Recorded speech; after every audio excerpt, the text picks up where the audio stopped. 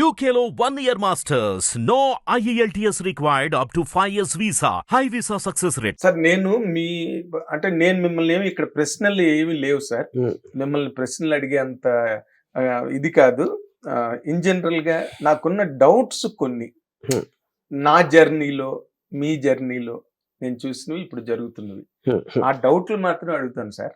మీరు వాటిని క్లారిఫై చేస్తే చాలు.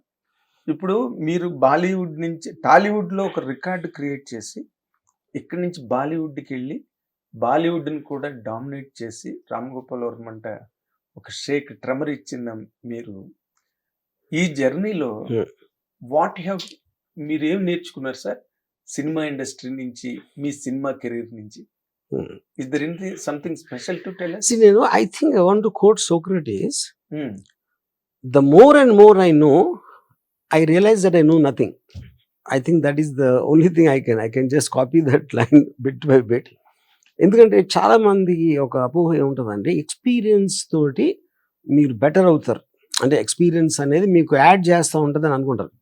But it's not necessary true, because the more experience you have, it is nothing but you're constantly changing your mind. అంతేగాని దాని growth vertical గా ఉంటది అనేది చాలా అపోహం. మొక్క పెరిగినట్టుగా పెరగదని. అది కరెక్ట్. ఇంకోటి ఏంటంటే ఇప్పుడు మీకు మీ ఎక్స్పీరియన్స్ అనేది ఇప్పుడు మీరు ఒకటి తెలుసు అని అనుకున్నప్పుడు కంప్లీట్ ఆపోజిట్ గా ఇంకోటి ప్రూవ్ అవుతుంది. ఆ ప్రూవ్ అయినప్పుడు మీ అంతవరకు తెలిసిన మొత్తం మటాషే కదా, మొత్తం చదవట్లో పాడేయాలి. సరే ఇది కరెక్ట్ మాట అని దీని మీద మళ్ళీ మనం రీసెర్చ్ చేసి అక్కడికి వెళ్ళాక మళ్ళీ ఇంకోటి ఏదో అడిగి మళ్ళీ ఇది కొలాప్స్ అవుతుంది. So you are actually going up and down you're not going up. అప్పుడు ఇంక నేర్చుకుంటాం అనేది ఉండదు. అంటే సో ప్రాబబ్లీ ఇప్పుడు నేను శివ తీసినప్పుడు ఒక 35 years పైన అయిపోయింది కదా, ఆ టైంలో నాకు ఎంత తెలుసో ఈ టైంలో కూడా నాకు అంతే తెలుసు అని ఒకలా చెప్పొచ్చు. ఆ టైంలో నాకు ఎంత తెలీదు ఈ టైంలో కూడా నాకు అంతే తెలీదు అని చెప్పొచ్చు. ఇంకోటి ఏంటంటే సినిమా హిట్ టు ఫ్లాప్ అని నేను చాలాసార్లు ఇంటర్వ్యూలో చెప్పాను. హిట్ అనేది యాక్సిడెంట్. అది నేను హిట్స్ అండ్ ఫ్లాప్స్ నాకు అర్థమైంది. ఎందుకంటే that's all part of the game. ఎవరికైనా ఎంత గొప్ప డైరెక్టర్ కైనా అండ్ లైక్ దట్ మీరు గొప్ప డైరెక్టర్ అయినా మీకు కూడా కొన్ని తప్పలేదు.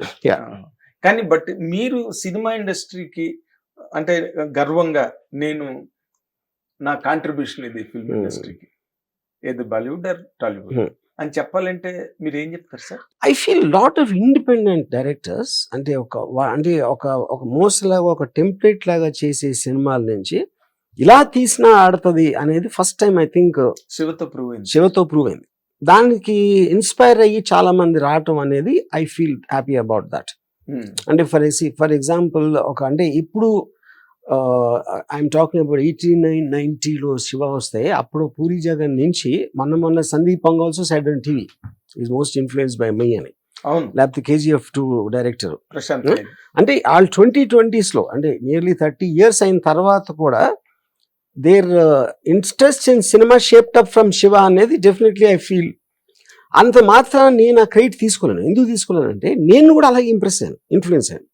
అది గాడ్ ఫాదర్ అవ్వచ్చు. మీరు తెలుగు డైరెక్టర్లకి ఎవరు అంటే నాకు తెలుగు డైరెక్టర్స్ లో సౌత్ డైరెక్టర్స్ అంటే తెలుగు డైరెక్టర్స్ డెఫినెట్లీ లేదు.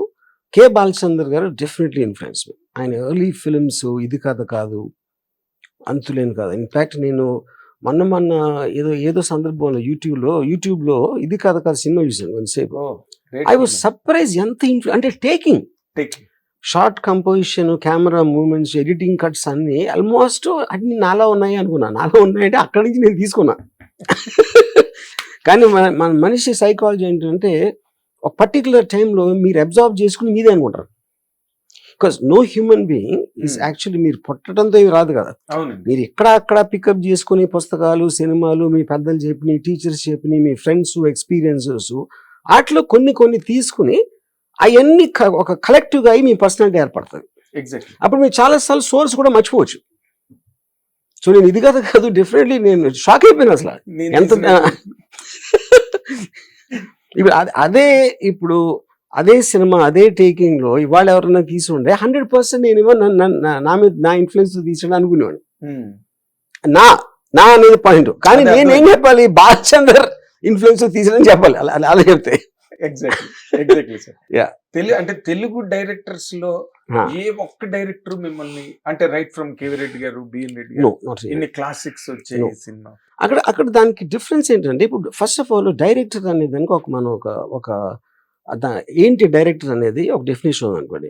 మీకు ఒక స్క్రిప్ట్ ఉంటుంది, ఆ స్క్రిప్ట్ లో మీరు యాక్టర్స్ పర్ఫామ్ చేస్తారు, మీరు కెమెరా ఎక్కడెక్కడ పెడితే ఎడిటింగ్ లో దాన్ని తీసుకొచ్చి ఒక emotional impact, that is what a director does. Yes. కానీ true definition of a director in the auteur theory, మీ పర్సనాలిటీ స్టాంప్ ఉండాలి దాంట్లో, అది చెప్పే విధంలో, ఆ క్యారెక్టర్ క్రియేట్ చేయటంలో కానీ ఎక్కడో మీ పర్సనాలిటీ అనేది రిఫ్లెక్ట్ అయితే అది మీకు ఒక స్టాండ్అవుట్ కింద ఉంటుంది. Exactly. Yeah. మీ అది నేను వాళ్ళు సూపర్ హిట్లు తీసి ఉండొచ్చు, but I don't think that directors, ఏది నా డెఫినేషన్ ఆటియర్ థియరీ ఆఫ్ దాంట్లో పెడితే ఆల్ఫ్రెడ్ హిచ్కాక్ అది, స్టీవెన్ స్పీల్బర్గ్ అది, జేమ్స్ కెమెరన్ కూడా కాదు. ఎందుకంటే James Cameron extraordinary visuals create చేసి దాంట్లో నుంచి ఒక మీకు అబ్బురుపరిచే ఇది మాట అద్భుతం చూడటానికి, అది అని టేస్ట్. బట్ ఇప్పుడు స్పీల్బర్గ్ ఉన్నాడు అనుకోండి, మామూలు చిన్న కార్లో ఒక చిన్న క్లోజప్ ఆఫ్ జురాసిక్ పార్క్ లో ఒక వాటర్ గ్లాస్ అది డైనోసార్ ని చూపించే ముందు జస్ట్ ఒక చిన్న సౌండ్ వచ్చి ఆ వాటర్ కొంచెం కదులుతూ ఉంటది ఆ థంప్ కి. That is for me directorial genius touch. Jaws లో కూడా సో కెమెరాని కథ చెప్పటానికి, కెమెరా అనేది క్యాప్చర్ చేయడానికి విజువల్ ని, దాన్ని ఒక నేరేటివ్ ఎలిమెంట్ గా యూజ్ చేయడంలో డైరెక్టర్ గొప్పతనం ఉంటుంది. That is what I believe. But అప్పుడేంటి మీకు కేవీ రెడ్డి గారు కానీ వినయ్ రెడ్డి గారు కానీ డైలాగ్ ఉంటుంది, యాక్టర్స్ అది just very very template form లో షూట్ చేస్తారు, సైషన్ షాట్ ఈ shot, this nothing for you to discuss. ఏది మీరు కేవీ ఆ సినిమాలు ఎప్పుడు మీరు డైలాగ్ గురించో పాట గురించో దాని గురించి మాట్లాడతారు కానీ you don't talk about shorts. Exactly sir. Which is what you do with Spielberg or Alfred Hitchcock. అది నేను చెప్పేది. అంటే ఇప్పుడు ఎవరికైనా కేవీ రెడ్డి గారు అనేది లెజెండ్ కాబట్టి కేవీ రెడ్డి గారు డైరెక్టర్ కాదు అంటే ఏంటి అని అనిపిస్తుంది. That is not my intention. దాని putting together also it requires something, but director specific technique for me is about using the camera as a substitute to his own personality. Great sir, really. అంటే recordable sentence this is about cinema and about the evolution of సినిమాలో. This is wonderful sentence really. We can put it on a wall in any cinema office. ఇప్పుడు for example నేను శివ తీసినప్పుడు నేను అసలు కథ చెప్పలేదు. చాలా మంది ఫస్ట్ ఆఫ్ ఆల్ శివలో అంత కథ లేదు to start with, very simple story అది. నేనేంటి కాలేజ్ చూపిస్తే క్రేన్ అలా కిందకు వచ్చి ప్యాన్ చేస్తే ఒక టైర్ ఒకటి దిగాడు, ఆ రోడ్ క్రాస్ చేసాడు, ఈ ఇంటర్కట్ ఇది ఇలా నేను షార్ట్లు డిస్క్రైబ్ చేసినందుకు నాకు అనుకున్న స్టూడెంట్స్కి అంత ఒక ట్రస్ట్ వచ్చేసింది నా మీద. అంటే ఈ నోస్ సినిమా అనే ఫీలింగ్ వచ్చింది వాళ్ళకి. ఫస్ట్ నా కథ నచ్చిందని ఇవ్వాలి వాళ్ళు. They couldn't believe that nobody ever narrated story in shorts. అది కూడా ఉట్టు ఓపెనింగ్ సీన్ ఒకటి చెప్పాను. నాకు ఇంకా గుర్తుంది, సురేంద్ర కాంటికి అని రోడ్ నెంబర్ 14 ఒక రెస్టారెంట్ ఉండేది. అక్కడ నేను మధ్యాహ్నం శివ ఓపెనింగ్ సీన్ చెప్తే సురేంద్ర ఎక్సైట్మెంట్ తో లీక్స్ చేతులు పట్టేసి and he decided to do the film at that time. కానీ షాకింగ్ సార్ ఇది.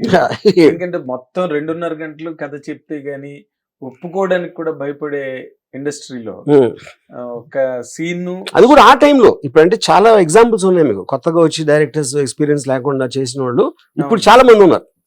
అప్పుడైతే అసలు ఇంపాసిబుల్ నెక్స్ట్ ఇంపాసిబిలిటీ అది. నేను అందుకే నేను ఆ టైంలో 2.5 గంటలు ఒక రైటర్ వచ్చి కూర్చుని చెప్తే గానీ అప్పుడు కూడా భయపడుతూ సినిమాలు తీసే రోజుల్లో మీరు ఒక సీన్ షార్ట్ డివిజన్ చెప్తే మరి అది మీ గొప్పతనమా, యార్లగడ్డ సురేంద్ర గారి గొప్పతనం మాత్రం మీరే చెప్పాలి. 100%. ఇప్పుడు Surendra also is very educated person. ఆయన కూడా అప్పుడే యుఎస్ నుంచి వచ్చి అది అంటే is not like a typical producer. ఆయన ఎడ్యుకేషన్, ఆయనకున్న sensitivity, his personality, all of them together definitely. అంటే ఆయన వచ్చినప్పుడు కూడా ఆయన ఎంతసేపు రావు గారి ఇల్లు based on sound of music లేకపోతే ఇలా ఉండేది ఆయన థాట్స్ అని. ఆయన అంటే ఇప్పుడు నేను చెప్పగలిగే ఒక నాకు టాలెంట్ ఉన్నా సరే రిసీవ్ చేసుకోవడానికి అక్కడ ఉండాలి కదా. That's what I am saying sir. ఇప్పుడు